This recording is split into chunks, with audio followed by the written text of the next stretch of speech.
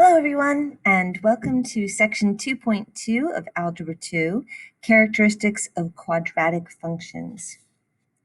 Because the vertex is the highest or lowest point on a parabola, its y-coordinate is the maximum value or the minimum value of the function. The vertex lies on the axis of symmetry, so the function is increasing on one side of the axis of symmetry and decreasing on the other side. Let's do an example so that we can see that. So this is written in standard form, unfortunately, not vertex form. So for us to find the vertex, we're going to have to use negative b over 2a. Remember, that only gives us the x-coordinate of the vertex. So in this case, it's the opposite of b, so positive 2 over 2 times 1/2 is 2 over 1, which is 2. Once you know the x-coordinate of the vertex, you can use that, plug it back in, to find the y-coordinate. So f of 2, remember that this notation means what is y when x is 2?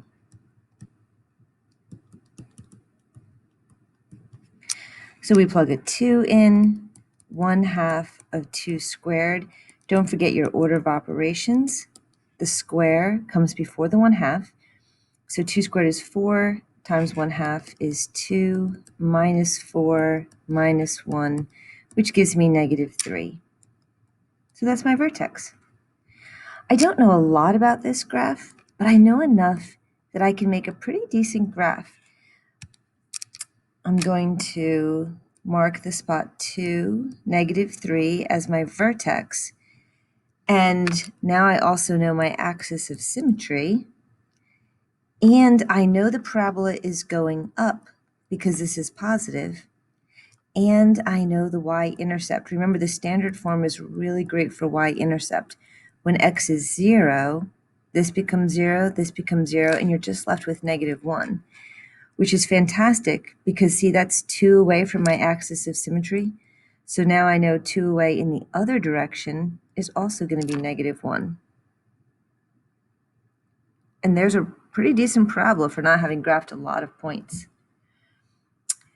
So the maximum or the minimum value, in this case, it's going to be minimum because it's at the bottom. And value always means y. It's very tempting for people to write the ordered pair 2, negative 3. That would be wrong. It always means the y. So this chart has different values along the axes. So it's going down. It starts as a positive, it becomes 0, it's negative.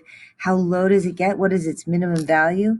Negative 3. That's the answer. So be really careful with that.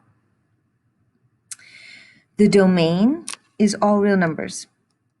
X can be anything. You plug in any X and I can find a Y for you. But the range is always going to be connected to this minimum or maximum value. Y is greater than or equal to negative 3. No matter what number you plug in for X, you're never going to get a negative 4 or a negative 5 or a negative 10 because the parabola's lowest point is negative 3 and then it goes up.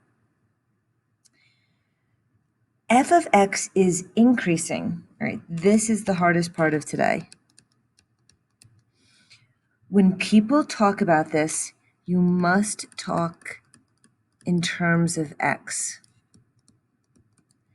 So I start over here at negative infinity, and as I'm moving along the x-axis, what is the graph doing? The graph is falling. I know there's an arrow that's going up, but as I move in this direction, if I were going to make the graph, how would I make it? I would be falling until I got to negative 3, and then I would be rising if I wanted to draw it. So if you draw a graph from left to right, the question when increasing and decreasing is just where is it falling and then where is it rising? So before the negative 3, oh, not the negative 3, before the 2, X is decreasing. Sorry, f of X is decreasing. So x is less than 2 for all these numbers, so here's my x is 2. For everything to the left, you can write it that way. That's actually how your book is going to say it, but it's not how we'll do it in pre-calculus or calculus. To the left of x is equal to 2, over here, the function is decreasing. And then to the right of x is equal to 2, the graph is increasing. So personally, I wouldn't write that whole sentence. I would just say, when is f of x increasing? When x is greater than 2. What is it doing at 2? It's at the bottom. You don't need to address that. Okay, there are 2 more chances to practice this. You're welcome to try it on your own and then skip ahead to the answer, but I will go through them a little quicker than I did that one, but we'll go through it all the same.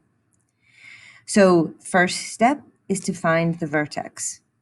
So remember that the vertex is found using negative b over 2a always gives you the x coordinate of the vertex. Negative 8 over 2 times 2 is negative 8 over 4 is negative 2.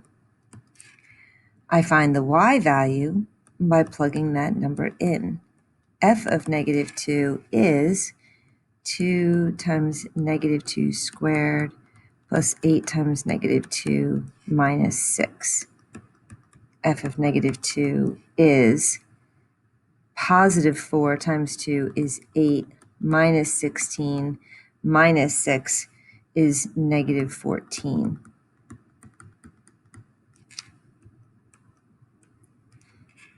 So if I were going to graph this, what do I know about it? I know, I'm going to do it like this, that at negative 2, it's way down here at negative 14. I know that it's y-intercept when x is 0. This will be 0, this will be 0, and I'm just going to be left with negative 6. So at negative 6, I know it crosses. I know its axis of symmetry is at negative 2. And I know 2 in this direction, it's also going to be negative 6. So I can picture this graph pretty nicely. I'm not surprised that it's going up. I did that by plotting points, but I know that from this 2, it should be going up and it should be steep. Notice it looks a lot steeper than the one whose graph was 1/2. And also because I didn't really do a perfect unit scale there. So what is this graph doing? Always start left. Okay, so I start here. And what is the graph doing? It's decreasing. It's decreasing when? Until always tell me in terms of x. So it's decreasing until x is negative 2. So to the left of x is equal to negative 2. Although I personally don't think you need to write all that. Your book will do it that way. But I would just say, oh, well, when x is less than negative 2, it's decreasing. And it's increasing when x is greater than negative 2. So again, I started left, I was decreasing, decreasing, decreasing. And then at negative 2, I'm increasing, increasing, increasing. It's very easy to accidentally talk in terms of y, but that's just not how it's done. Always need to talk in terms of x. On the other hand, max and minimum value is in terms of y. So the minimum value that this graph, it decreases, decreases. What is the minimum it reaches? Negative 14. The domain for all parabolas is just all reals. You can always plug in any number you want. But the range, this is an upward parabola whose bottom is negative 14. All the y values are going to come out to be greater than or equal to negative 14. All right, we still have one more. And if you still don't quite have the hang of it, we're going to do one more. If you think you do have the hang of it, you should pause this video and try this one on your own. Vertex, negative b over 2a, negative 5 over 2 times negative 1 is 5. F of 5 is negative 25 plus 25 plus 9. I did that a little too fast, didn't I? Negative 5 over negative 2, which is 5 halves. That's kind of ugly. I was a little too optimistic when I just made it 5, but it's not 5, 5 halves. So f of 5 halves is negative 5 halves squared plus 5 times 5 halves plus 9. That gives me negative 25 over 4. So I need this to be over 4 also. So I'm going to multiply by 2 over 2 to give it a common denominator, which gives me 50 over 4. And this one times 4 over 4 to give me a common denominator, 36 over 4. And altogether, that gives me 61 over 4. So my vertex is 5 halves, 61 over 4. Do I need to graph that exactly? No. But I do know that this is a 2.5, and 4 goes into 60 15 times, so 15.25. So it's somewhere there, but then way up, it's going down, and it crosses at 9. So I do know a little bit about this graph. I know that its axis of symmetry is at the line x is equal to 2.5, or you can leave it as 5 halves if you want. And again, starting at the left, so starting over here, when I go to draw the graph, even though the arrow is going this way, you're drawing the graph from the left. What is it doing first? It's increasing. It's increasing until what number? Not the y. When we're talking about increasing or decreasing, you're looking at the x. So it's increasing until x is 2.5. So for all the x's less than 2.5, it's increasing. And then what happens when x becomes 2.5? The graph starts to decrease. So for x is greater than 2.5, or 5 halves, the graph is going to be decreasing. It has a maximum value instead of a minimum, and that maximum value is 61 over 4, or 15.25, however you want to think about it. Domain, all real numbers. You don't have to worry about domain. But its range in this case is going to be y is less than, no matter what x you plug in. You can plug in any x you want. The domain is all reals. But the range, the y value, is going to be less than 61 over 4, or equal to. All right, so we did 3 of those. You do have some for homework, so it'll give you a chance to practice that. We're going to move on to a new type of problem. Identify the x-intercepts. So when we were doing these problems, we talked about how easy it was to find the y-intercept. Everybody loves the y-intercept.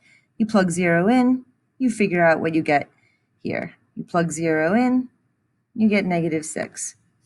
We plug 0 in, the y-intercept was 0, 9. Unfortunately, for the x-intercept, it's a little bit more work. Now you have to let y be 0. However, these are in beautifully factored form. So the x-intercepts are whatever would cause this equation to be equal to 0. So I've done this before, but I cannot stress how important it is. So if I told you I had 8 plus blank was equal to 0, what do I know about blank? I know it's negative 8. But if I had 8 plus blank is equal to 0, now I really don't know anything. This could be negative 6 and negative 2. It could be minus 7 and minus 1. Why, it could even be a plus 9 and then a minus 10. No, minus 18. I picked too hard a number. It could be anything. I'm going to just erase that. In order to make it come out to be 0. So the question that we have to ask ourselves is, what happens if it's multiplication? 8 times something is equal to 0. Now you know something. Now you know that this is 0.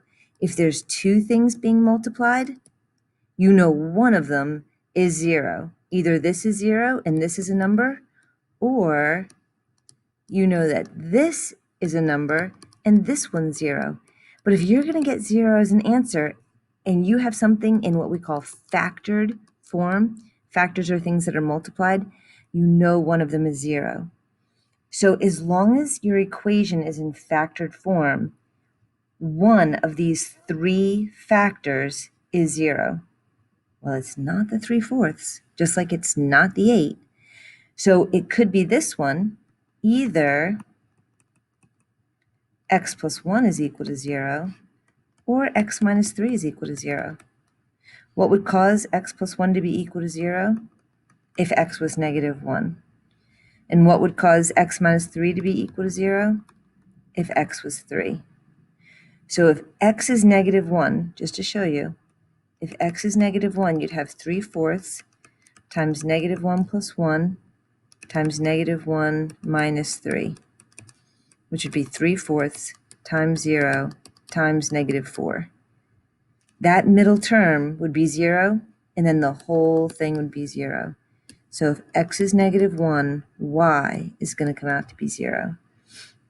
I did way more explanation than we needed on that, but that concept will be critical all the way until calculus. So I really want you to understand why we do that instead of just blindly doing it. It'll make your life better.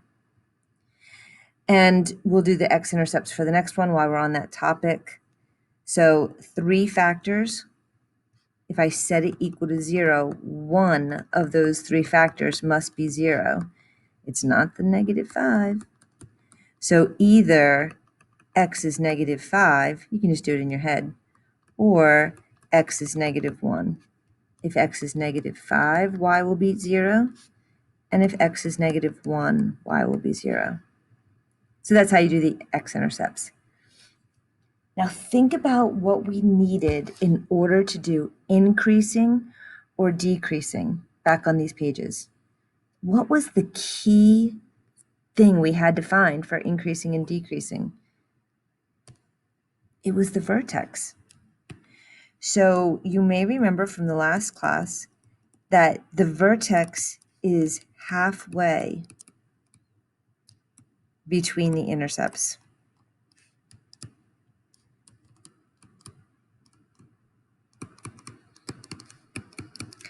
So as a very rough graph, I know that this crosses at negative 1 and then at 3. I know then that the axis of symmetry is here. I don't actually need to find the vertex. I mean, I know it's going to be at 1 comma something, but do I actually care where the vertex is? Not really.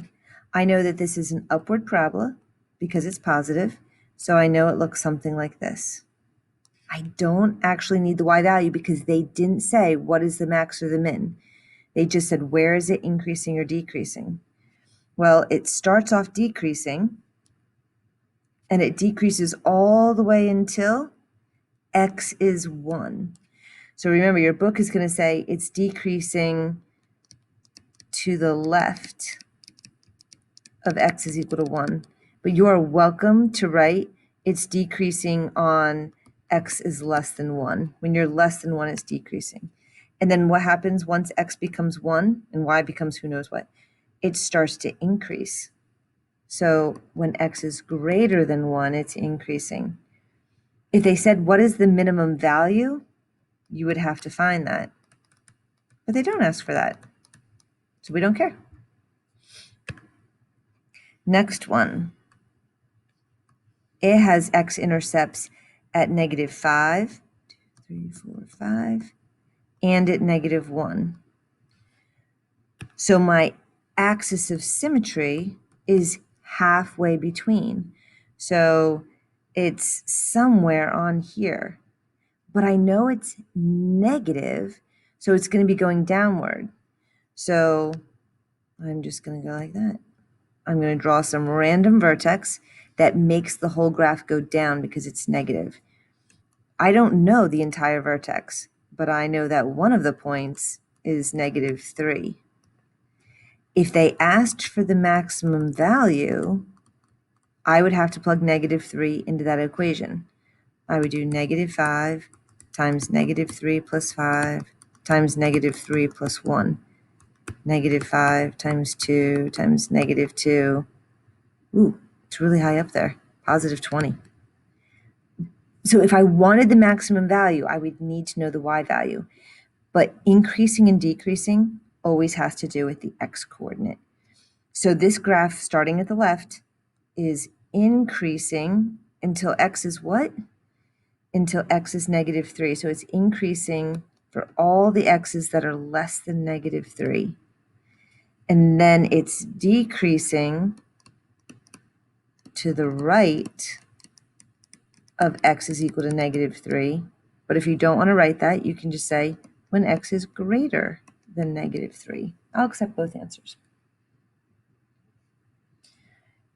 Okay, we've already done a lot today. We've done max, min, domain, range, increasing, decreasing, and now X-intercepts. But that's the whole thing today for newness. Like, we're not learning any new math today after that. Now, all we're going to do is put this into a word problem. Why do we have to know where things are increasing or decreasing? Why do we need to know x-intercepts, y-intercepts, maxes and mins? So if this was a normal year, I would literally put you into groups and say, all right, start figuring these out. But I am not just going to leave you alone at home trying to figure these things out. So I am going to do them. But the more that you can figure them out by yourself, the better. Okay. The path of a shot put released at an angle of 35 degrees can be modeled by this equation, where x represents the horizontal distance, so how far out they throw the shot put, and y is the vertical distance. So at any time, if you guys gave me an ordered pair, x, y, this one would be telling you how far out he threw it, and this one would be telling you how high. Literally, the next 8 questions are all about, do you understand what the equation means? So don't just write that down, really think about it.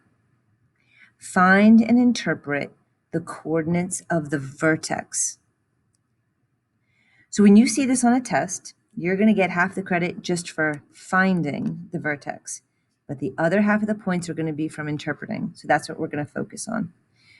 So the vertex always has 2 parts, -b over 2a, and then plugging that in, the function at -b over 2a.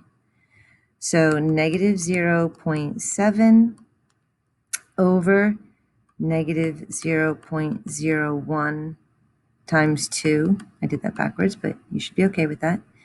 That gives me, on your calculator, 35. And then when you plug 35 in, f of 35, -0.0135 squared plus 0.7 times 35 plus 6, you get 18.25. When they ask you to interpret the coordinates of the vertex, I want it in a sentence. You're explaining something to me. So remember that the x coordinate tells you how far out it is, and the y coordinate tells you how high it is. So one example of something that you could write would be something like, the shot put reaches a maximum height of 18.25 feet. Make sure you always label. It is that high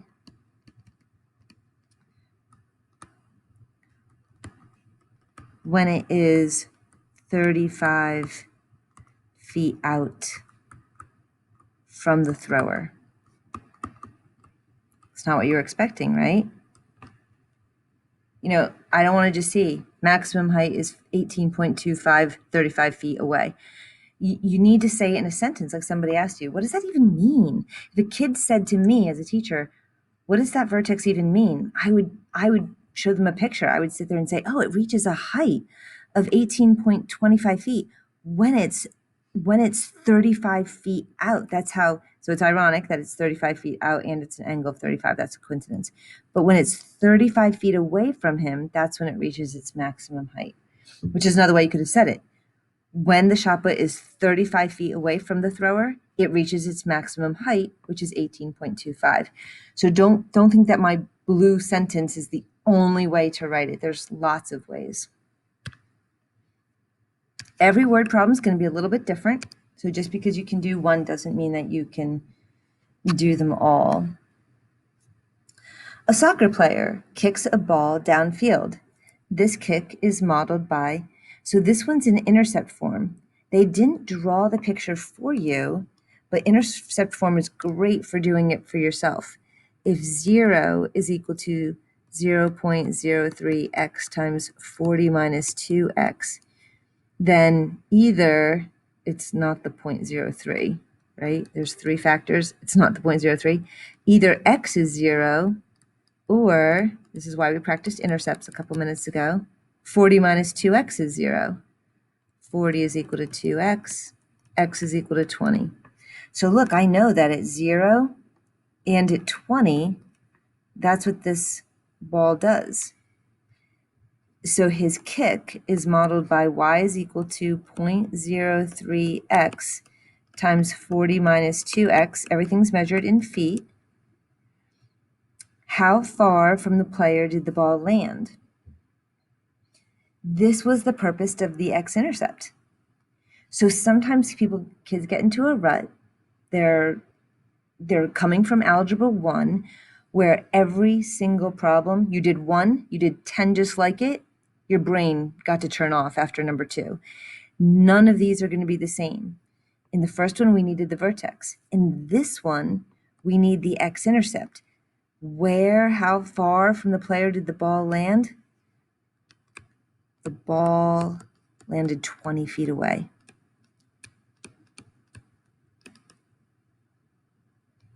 That's the sentence I want to see. What is the height of the kick? How high did that ball go? What do you want there? You want the y value of the vertex. That's what the height is going to be. So unfortunately, to find the y value, you do need the x value. So actually, there's a shortcut for this. I was about to do negative b over 2a. I'll do it two ways. So vertex, two ways. Negative b over 2a, which is, oh, I can't do it that way so easily, can I? I'm going to have to multiply it out first. Y is equal to 40 times 0.03. I think it's going to be 1.2, but let me just double check. Yep, 1.2 x minus, and then 2 times 0.03 is going to be 0.06 x squared. So it's not even in the correct order. So to do negative b over 2a, I'm going to do negative 0.06 because the x squared has to come first for the a. Plus 1.2x, there's no c. So negative b over 2 times a. Phew, that's a lot of work. Don't worry, we can do it. Get my calculator here. Negative 1.2 divided by negative 0.12 is 10. Then I have to do f of 10, this is a ton of work, isn't it? F of 10, negative 0.06 times 10 squared plus 1.2 times 10. I type that into my calculator, and I get 6. So my vertex is 10, 6. You stop there, you're going to get it wrong. The question says, how high did the ball go? Which one of these two tells you that? The y value. The ball went 6 feet high. So what does the 10 mean? The 10 tells you how far out it was when it reached its maximum height. So if you've got a little kid here who's only 6, I mean, he's not little, but big kid, who's between 5 and 6 feet, is he able to get that when the ball is 10 feet, or, oh yeah, because it's 6 feet in the air. So even if he's 10 feet away, the ball's only 6 feet in the air, he could totally jump up and headbutt that, right? But here's what I really want you to know. If you only learn how to do problems in this class one way, you won't be efficient. This was horrible. It is important that you learn the best ways to do things. The vertex is always halfway between the intercepts. So if you drew it, you should always draw it. Always draw it. If you drew it, you already knew without doing any of this math that the x-intercept was at 10. Not the x-intercept, sorry, the x-coordinate of the vertex. Without doing any of that, if it goes from 0 to 20, then right there, it's got to be 10 comma something. And then all you would have had to do was plug 10 in. Y is equal to 0.03 times 10 times 40 minus 2 times 10 on your calculator.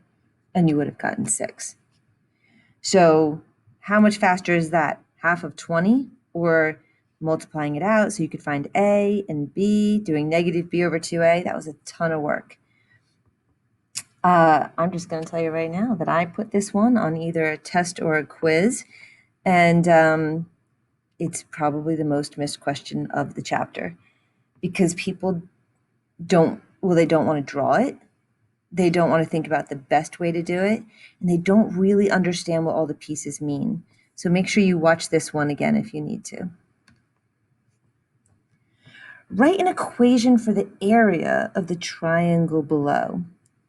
So you need to know this.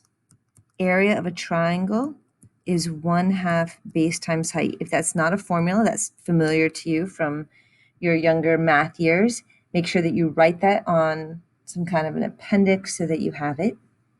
So in this case, area is 1/2 our base. That B stands for base, not the B in the problem, just area is equal to 1/2 base times height. It's a little unfortunate they put B in the problem. So 1/2 6 minus B times height, which is B. Then determine the maximum possible area. So this one is especially tricky. If you want to do it without any thought at all, then determining the maximum always means find the vertex. The max is the y. You could do that.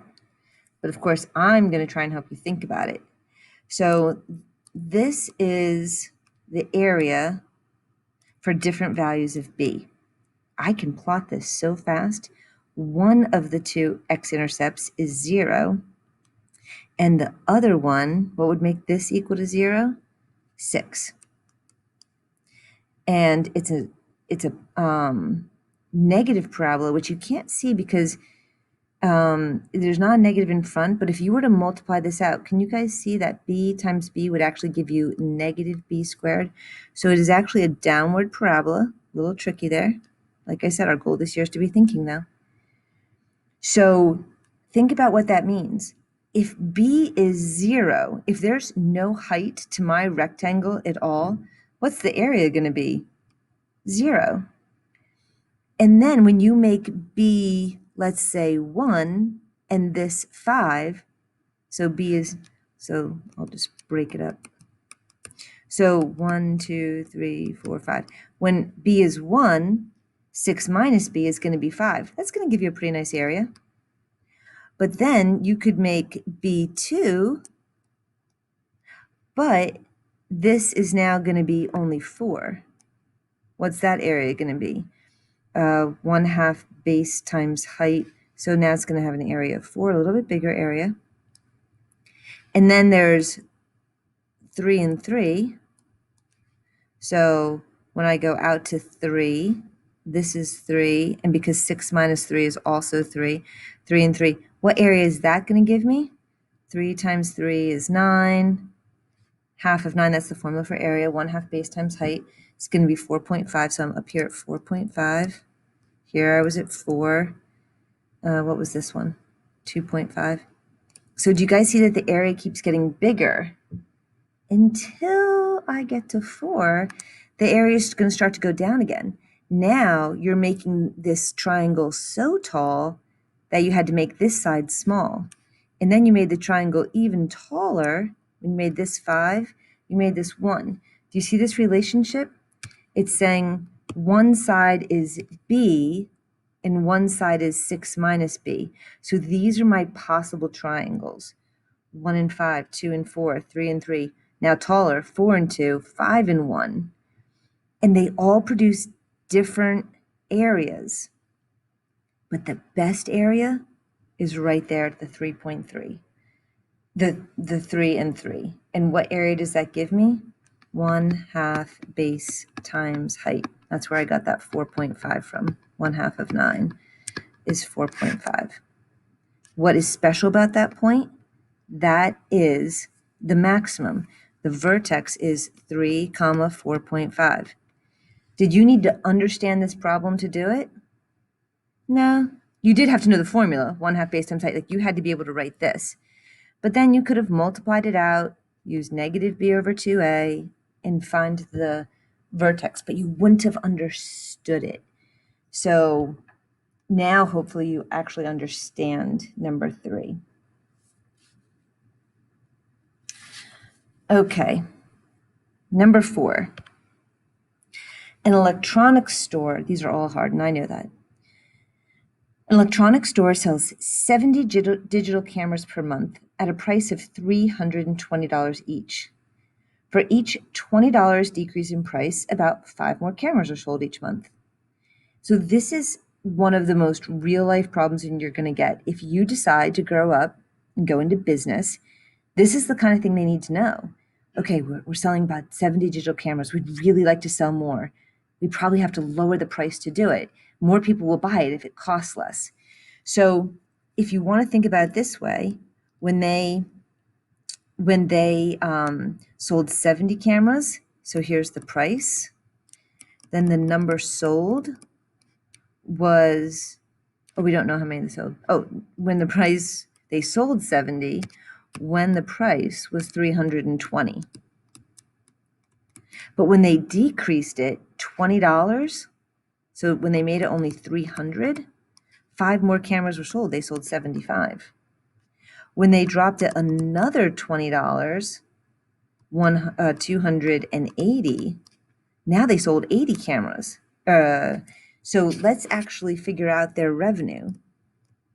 Their revenue is going to be the price times the number they sold.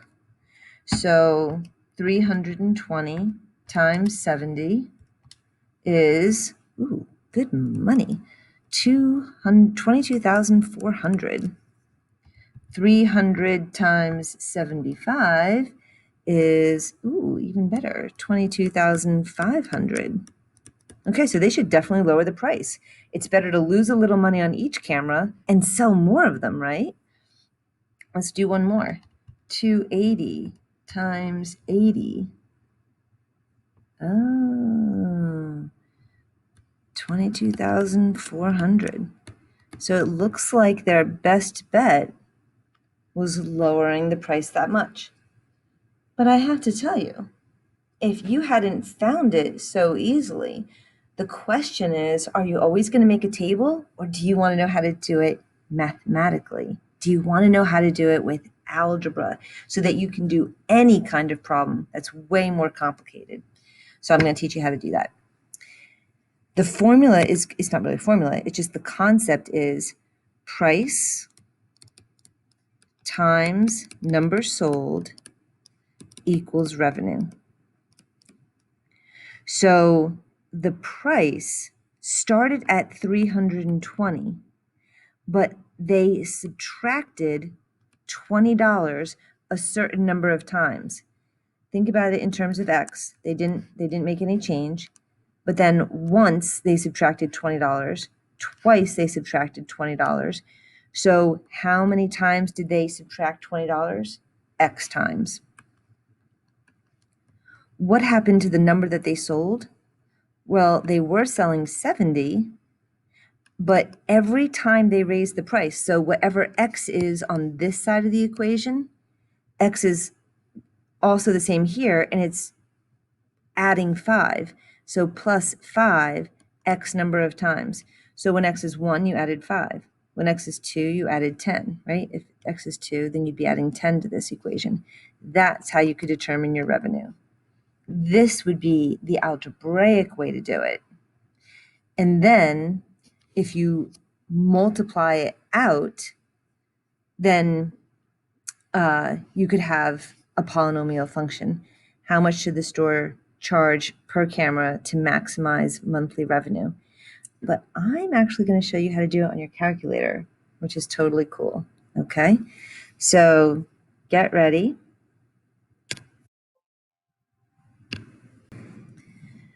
Okay, so if you wanted to multiply that out and then find the vertex, you could do that. But here's something really cool. Your calculator doesn't care if you write something as 3x squared plus 2x plus 1. It doesn't mind if you leave it in factored form. So I can type it into my calculator right in factored form. It does not need me to multiply this out. The calculator is very smart. Oops, 70. 70 plus 5x. There's my equation. And then I go to hit graph. Uh-oh, where's my parabola? This is where the concept of domain and range come in. You really need to understand what's happening. Now remember, they're selling a certain number of cameras. X is going to represent how many times they should change the price. So remember, X might be 1, they dropped it by $20. X might be 2, they dropped it by $40. So X is probably a number, you know, they're not going to, if they drop it 10 times, they're going to lower the price $200. That's unlikely. So I'm not going to make X go from more than 10, but they're not going to do it 0 times. So I'll keep it 0 to 10. 10 is probably a little high as it is. Now, for my Y, think about what the price is now. If X is 0, I would have 320 times 70. So right now the revenue is 22,400. You might remember that from the other screen.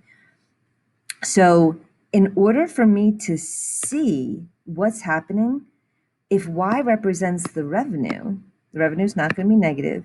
I need to get up to like $30,000. I want to see how much they're going to make. So understanding the problem and not just doing the math is going to be key, or you'll never be able to make your graph. So now I hit graph and look at that. I can see it much more clearly. It actually barely it looks like it might even actually start at the peak. The question is, does it go up at all? So if I want to see it a little bit better, then I can do two things. One, I can focus on that and say, let me just look at it between 20,000 and 30,000. And for the X values, I can see it happens pretty soon. Maybe just go up to X is equal to 4. Okay, so does it look like it went up just a little bit before it went back down? It does. So let me find that maximum. I'm going to say second, calculate. Whenever you want your calculator to do a calculation, you do second calculate, which is the trace button. And I want to know the maximum, number 4. So it's asking for a left bound and a right bound. I think it's somewhere between x is 0 and x is 4. My cursor's in a weird spot. Just type the number in you want. So left bound is 0, enter. So you just can put the cursor there now. And I can tell that it definitely reaches some kind of max and then it goes down. But just to be safe, I'm going to say 4 for my right bound. So it's going to find the maximum from 0 to 4. I never guess. Just let it do its thing. Ah, so what is x? Now you're going to have to round that, 0.9999, pretty much 1. So if they change the price, remember x tells you the number of times they change the price. If x is 1, then the revenue is going to be $22,500. And that's the cool thing about doing it on your calculator, is you didn't have to FOIL it out. You didn't have, so this is equation up here. You normally would have had to FOIL it and then do negative b over 2a and then plug it in order to get that y value.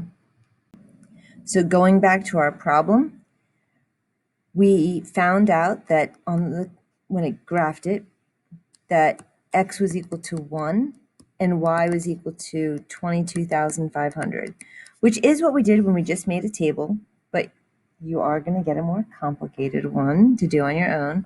So doing it by a table, it could be 16 down on the table. You got to really be careful. But remember, 1 represented how many times you changed the price. So you changed it once. And then what is that going to do for you? It's going to sell 5 more digital cameras for a total revenue of $22,500. How would you answer this question? How much more should the store charge per camera? Oh, how much? I was going to say not how much more. How much should the store charge per camera to maximize their revenue? So always answer in a sentence. They should charge. Remember, X was 1, so they're going to charge $300. They've dropped the price once.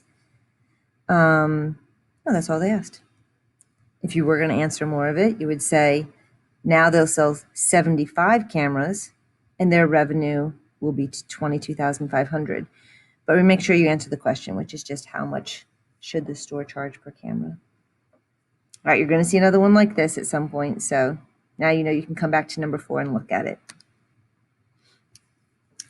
Number 5, although a football field appears to be flat in real life, some are actually shaped like a parabola so that rain runs off to both sides.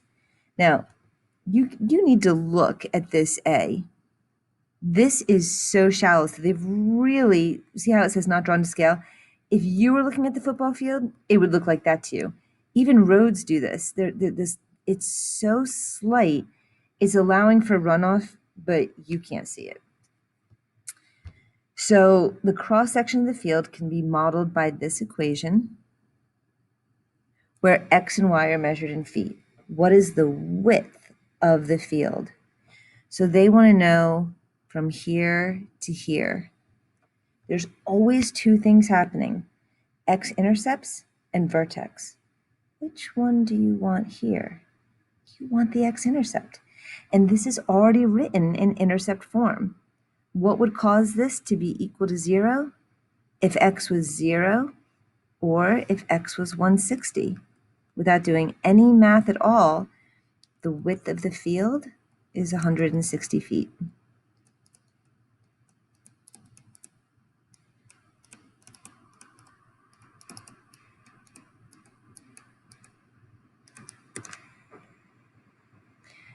What is the maximum height of the surface of the field? So it doesn't stay ground level, it doesn't stay at 0. It does have some kind of maximum in order to let the rain run off. What is that maximum? The maximum height is the y value, and now you can see why we always did the max and the min at the beginning of the hour, why we always did max and min as the y, not the x. The y value of the vertex. Okay, somebody make me happy. Who's going to remember how we can get the vertex in a quicker way?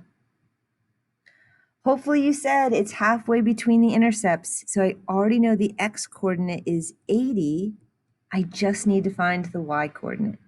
So the y coordinate is going to be f of 80. This is the proper notation you should put on your paper to show me what you're about to do. 3 zeros when you type it into your calculator. 3, 4, and then now's the 80, and then 80 minus 160. You type that into your calculator, and you will get 1.498. Remember, 3 decimal places, please. Feet. So the maximum height of the field, always answer in a sentence when it's a word problem, is 1.498. And you may use this symbol for feet. It is 1 apostrophe for feet, and it is 2 apostrophes for inches, if you did not know that. So you don't have to write out the word feet. That's the maximum height of the field, and there's the width of the field. Number 6, a woodland mouse is jumping. A woodland jumping mouse hops along a parabolic path given by this equation, where x is the mouse's horizontal distance in feet and y corresponds to how high he goes. Can he jump over a fence that is 3 feet high? By the way, if you're like, I got this one, then go ahead and do it on your own. Stop the video. Can he jump over a fence that's 3 feet high? I don't know. How high can he jump? This is a word problem that's pretty much saying, how high can he jump? How high means what is the maximum height of the vertex? We don't know the intercepts. This one is written in standard form, so you are going to have to use negative b over 2a. Remember, that always gives you the x coordinate of the vertex. So what are we going to want? We're going to want the y, because we want to know how high he goes. We don't really care how far out he goes, just how high he goes. So negative 1.3 over 2 times negative 0.2, and that gives me 3.25. So when he jumps out a distance of 3.25 feet, how high is he? That would be f of 3.25. Always show your work really neatly so that I can follow it. 1.3 times 3.25. And that gives you 2.113. Always round to 3 decimal places. This one looks like it's rounded to 2. So if the third number is 0, you're not required to write it. So if the fence is 3.25 feet away and he makes a running start and then he jumps, yeah, he's only going to be able to jump 2.113 feet.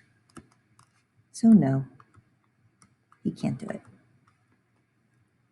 Justify your answer would mean that you would write no, he can only jump 2.113 feet high. Always answer in a sentence when you're doing a word problem. Can the mouse jump over a fence that is 3 feet high? No, he can only jump 2.113 feet high. The Gateshead Millennium Bridge spans the River Tyne. The arch of the bridge can be modeled by a parabola. There's actually lots of famous parabolas in the world. This arch reaches a maximum height of 50 meters. So they just told you that. They just told you the y coordinate of the vertex. It reaches a maximum height of 50 meters at a point roughly 63 meters across the river. What did they just give you? They gave you the coordinates of the vertex. What are the domain and range of the parabolic model? So a parabola, we've been saying over and over again, has a domain of all real numbers. No matter what parabola I give you, which by the way is just an r with an extra line through it, no matter what number I give you, 2x cubed, or not cubed, 2x squared minus 4x plus 11, it doesn't matter, I just made that up. Whatever I give you, you can plug any x in the world in there and you're going to get a number. Now, is it going to have all real numbers for a range? No, depending on whether or not it goes up or down, it's going to have y is going to be less than or equal to whatever its maximum value is. But in a real world problem like this one, it does have a domain and a range. This parabola doesn't go on forever. This parabola starts at 0, 0. So the x is always bigger than 0. And what is the most the x can be? When you get to the other side. So if halfway is 63, then all the way must be 126. That would be the domain of this parabola. So normally the domain is all real numbers, but this one only goes from 0 over to 126. That's the entire domain. So this is the domain. And then what is the range? Again, think about it on your own. The range goes from a height of 0 to a maximum height of 50 feet. So hopefully this is a good example of almost no math.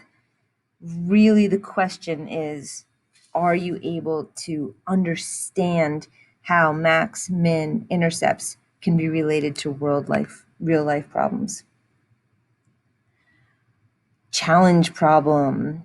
You have 100 feet of garden fencing to enclose a rectangular garden. Write an equation used to determine the greatest area you could enclose with 100 feet of fencing. What are the dimensions of the garden and the area of the garden when the area is maximized? So we actually do this problem in pre-calculus with a calculator, and then we do this problem in calculus without a calculator. We learn the calculus that will allow you to do it. This one is just writing the equation. So it's like we're building you up. Algebra 2, you write the equation. Pre-calculus, you write the equation again and learn how to solve it on your calculator. And then in calculus, you learn how to solve it without a calculator, which is just so cool. So if you want to try it and challenge yourself, you can. I am going to show you how to do it. You have 100 feet of fencing. So there's a lot of different ways you could draw this. And all of them have to have 100 feet of fencing. So the two x's, which are the same because it's a rectangle, and the two y's, x, x, y, y. No matter what configuration you do, the x plus the x plus the y has to equal 100. You only have 100 feet of fencing. So 2x plus 2y is equal to 100. The area for every single one of these is length times width. The area of a rectangle is always length times width. Again, a formula that you need to know. If you didn't know it, make sure you write that down. This is the formula for the area of a rectangle.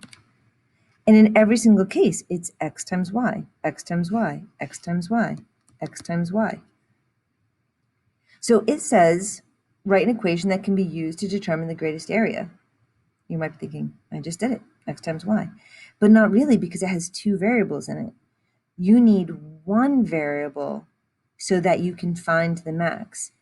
So the key is, this is a system of equations. Do you remember solving systems? Substitution method or linear combination? So I can get rid of one of these variables by substituting. 2y is equal to 100 minus 2x divide by 2, divide by 2. Remember, when you divide by 2, you have to divide everything by 2. 50 minus x. So I can say that the area is x times, and instead of y, I can say 50 minus x. That is the formula. That's the equation that can be used to determine the greatest area. You have two choices. Somebody is going to multiply it out. 50 minus x, or 50x minus x squared, negative x squared plus 50. X, this person is going to have to use negative b over 2a in order to finish the problem. Somebody else is going to say, no, this is already an intercept form. One of the intercepts is 0, the other one is 50. So I already know that the vertex is 25 comma something. Good for you if that's the way you did it. When something's in intercept form, you got to go with it. So 50 comma, what are the dimensions of the garden and what is the area when it's maximized? So to find this, we're still going to actually have to do the area plugging in a 50. So 50 times, not 50, plugging in a 25. So 25 times 50 minus 25 is 25 times 25, which is 625. So when x is 25,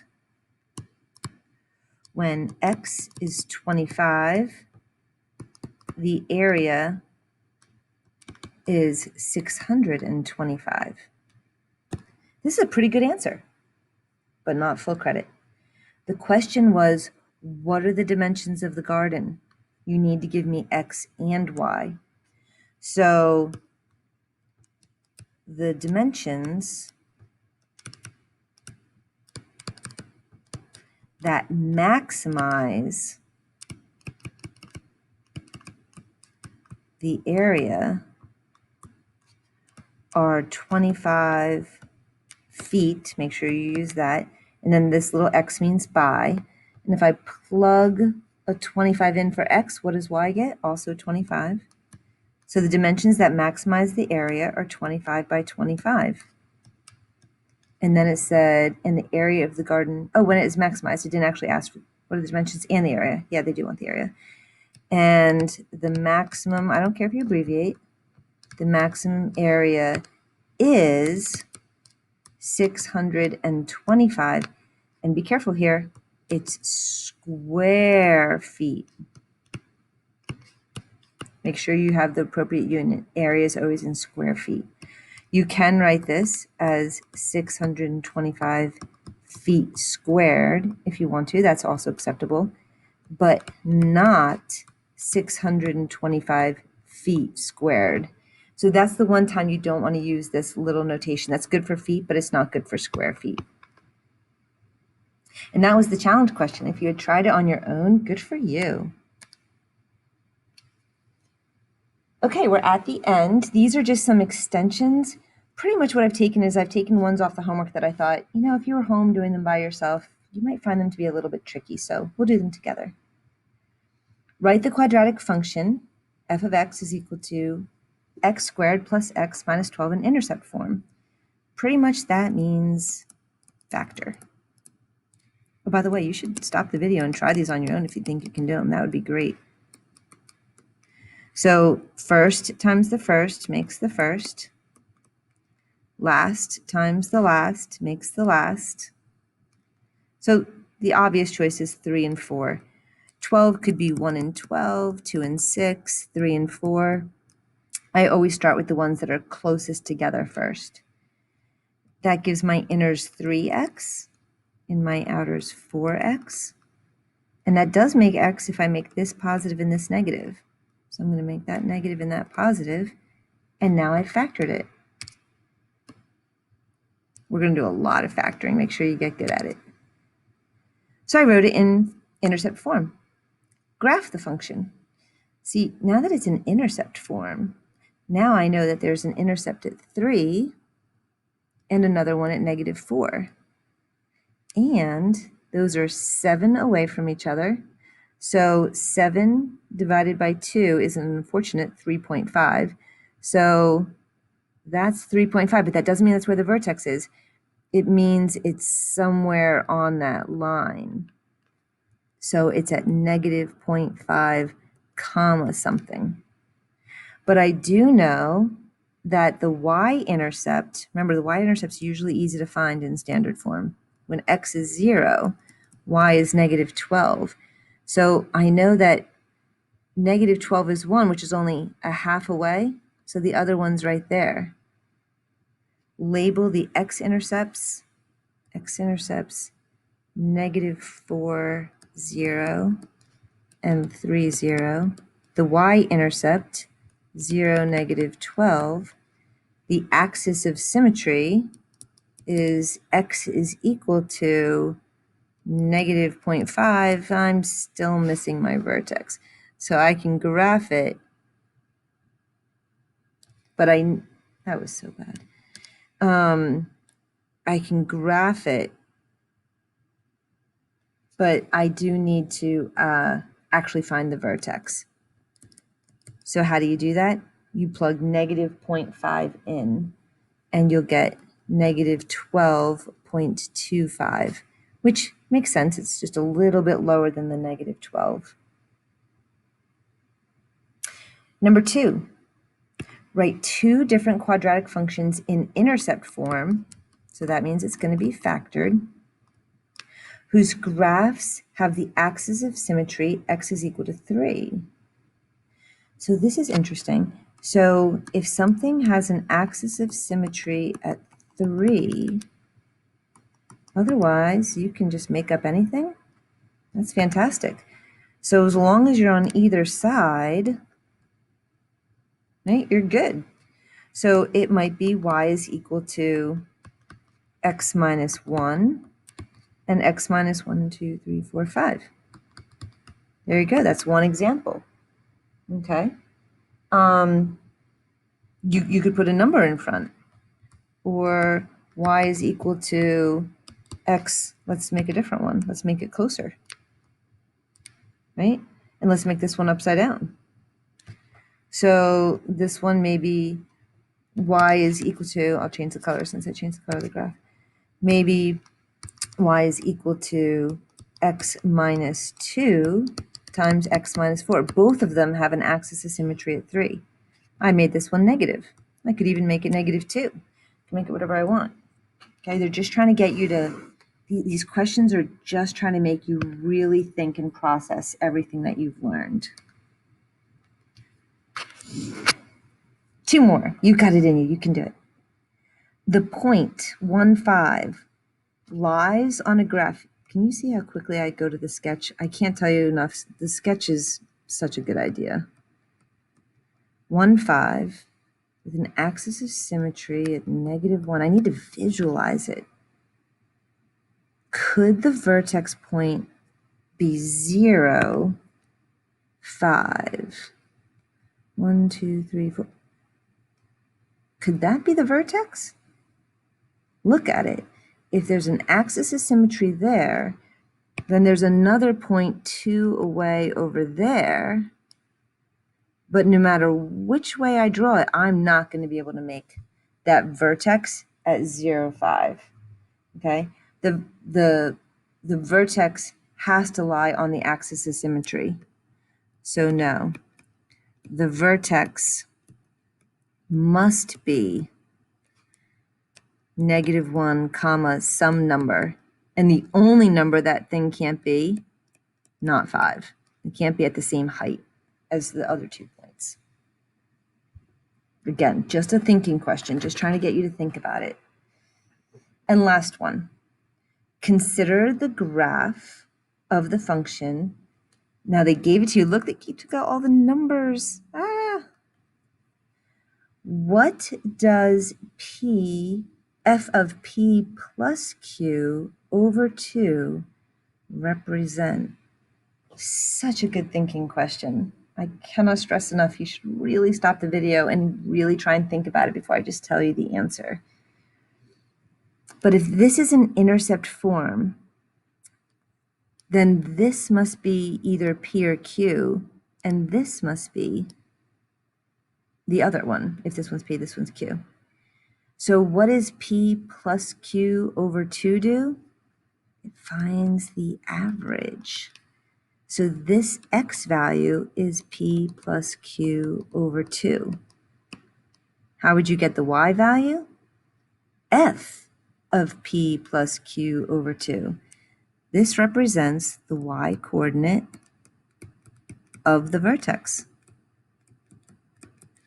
And in this case, because we know it's down, the minimum value.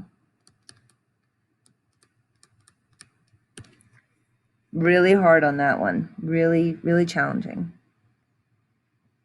Oh, if A is less than 0, how does that change your answer? So now the picture wouldn't be right anymore. If A was less than 0, so if this was f of x is negative 3, say, x minus p times x minus q, that wouldn't change your intercepts, but it would make the graph go down. And then what would you have found? You would still have the y coordinate of the vertex, but it would be a maximum now. But it would be a max. You did it. Section 2.2. Really challenging. Great job. Great job hanging in there too. Have a good rest of the day.